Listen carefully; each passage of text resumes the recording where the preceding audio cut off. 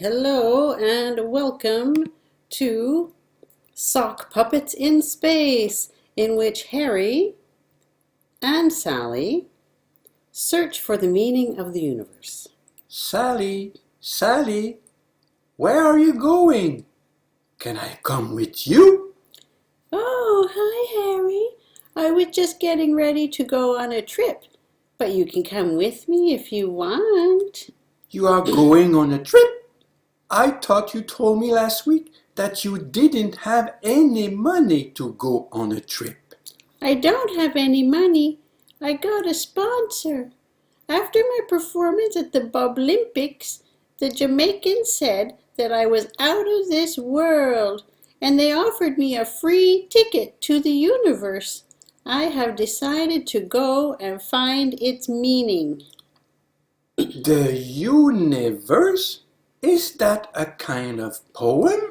No, silly. The universe, not a one-verse poem. The place beyond Earth, where the planets are, where Sandra Bullock floated around in that questionable movie. Oh, that universe. I thought maybe you meant something like that song by the Beatles. Words are flowing out like endless rain into a paper cup. They slitter widely as they slipped away across the Oh, universe. okay, Harry, okay. I didn't know you were so interested in music. And besides, that song has more than one verse. I was only trying to help. So, when are you leaving? As soon as I can. I'm having some problems packing, though. I have never gone to the universe before, and I don't know what to bring. Are you taking a camera? Yes, I have already packed it. Do you have a passport? Yes, but where I'm going, I don't think I'll need it. What do you want to do on your trip? I would really like to learn about new languages in space. You know, space, the final frontier. These are the voyages of the starship Sally Sock Puppet. My 5-minute mission is to explore strange new verb tenses, to seek out new vocabulary and new pronunciation, to boldly go where no sock puppet has gone before. Well, Sally, I hope you find what you are looking for. If you meet any Klingons, remember that they are not very friendly. What do you mean, if I meet? Aren't you coming with me? I think I'm busy then. I think you are a big chicken. Well, never mind. I'll ask the monkey to come along. There is one ugly monkey. In case I don't see you again, live long and prosper. Stay tuned for previews of next week's show when Harry sings the blues.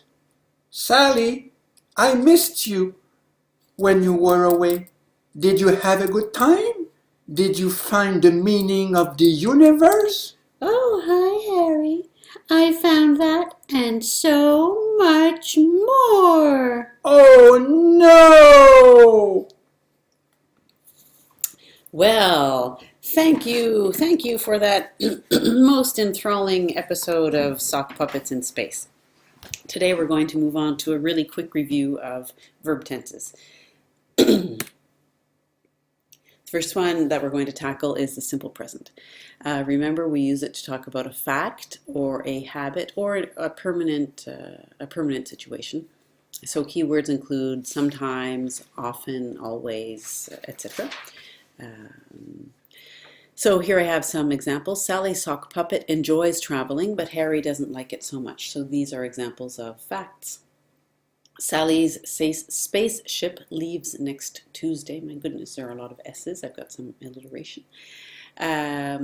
This is an example of the present being used to express the future. Remember, with the verb to be, it's am, are, and is in the present, and we don't use another auxiliary, so I don't say, what do your name be? And for other verbs, the trick to remember is to add your third person singular s in the auxiliary and to make your auxiliary, or in your main verb rather, and to make your auxiliary agree with your subject. So do or does. And if you use do or does, then your main verb goes back to the base form. Present progressive, like all of the progressive forms, we see the little head with the heart crossed out. Remember the head and heart rule, so if the action happens in your head or your heart, you cannot put an ing on it. There are exceptions, of course. We use the present progressive to talk about an action that's happening now, or right now, those are keywords, or this week, this month, etc. We also use it to talk about an action in the near future, a planned action in the near future, and a temporary action. So Harry is traveling this week, so maybe that's temporary. Or Sally isn't planning on taking a trip to Pluto. There we have a negative sentence, but that's talking about the near future. The simple past is probably the easiest one to remember. It's an action that occurred at a specified time in the past, and that's it. With the verb to be, of course, it is its own auxiliary, so was and were. You just have to remember to agree it to your subject. And all other verbs, you add ed or you learn the irregular form, and to make it negative, your auxiliary is did for all subjects, and for direct questions as well. If you use did, your verb goes back to the main form, the base form. So I would say Harry didn't cry last night. I don't say Harry didn't cried. You see there are other examples on the screen. Harry didn't wish for Sally to have a good trip. He was too lonely after she left. He wanted her to come home right away.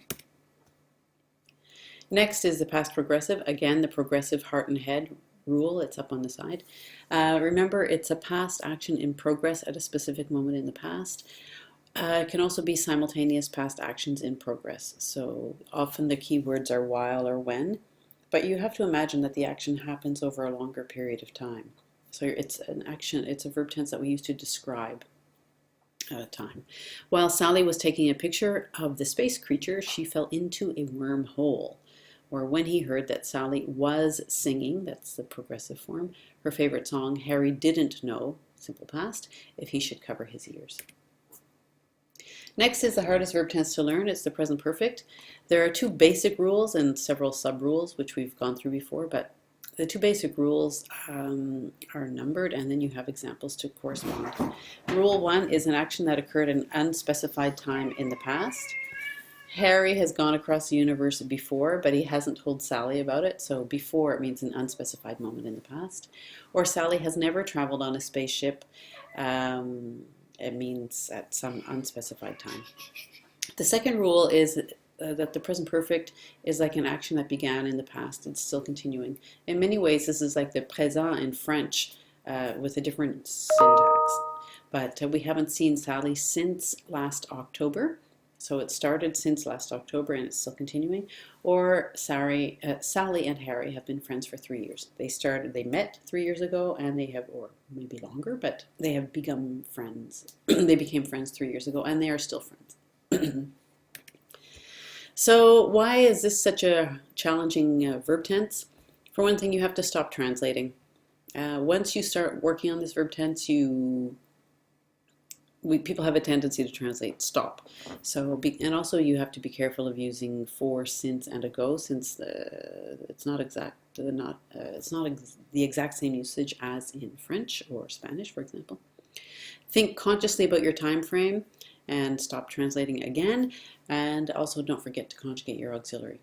I think it's also challenging because you finally have to learn to use your past participles correctly.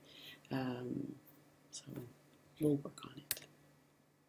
The last one that we're really going to talk about, and haven't spoken about it too much, is the present perfect progressive. This is the last new one for our test. It's similar to the present perfect. It's an action that began in the past. It's still continuing in the present. The difference is that we can see the results and we place emphasis on the time. So ever since she left, Harry has been hoping that Sally would come home. I could also say Harry has hoped that Sally would come home. But there's a nuance. Sometimes they are interchangeable, but I think we're focusing on the result and we're empathizing with him, so we're placing emphasis on that.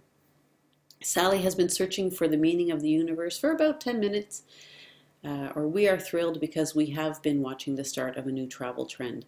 To conjugate it, it's has or have, according to your subject, plus been, and then your verb in the ing form, the progressive, the present participle form. So, well, I'll talk about it more in class, but it's just so you can see a few more examples. The one thing about the present perfect progressive is that while it does fit some of the rules of the present perfect, they're almost carbon copies. The other rule is not applicable. For example, in the present perfect, when I say I have seen him before, I cannot say I have been seeing him before. For one thing, see is a non-progressive verb, but the other thing is to use a verb, an adverb like before, it cancels out the present perfect progressive. So it's a lot to take in at one time. This was not meant to teach you. This was meant to be a review for you. So check your other notes and look at the PowerPoint that I put up on Moodle for you. Work on your question forms for sure, and look for your keywords. And of course, we'll get ready to cheer on Harry and Sally in their next episode. And so this is the end. The references for Across the Universe and Space, the Final Frontier are here. So have a nice day, and I will see you in class.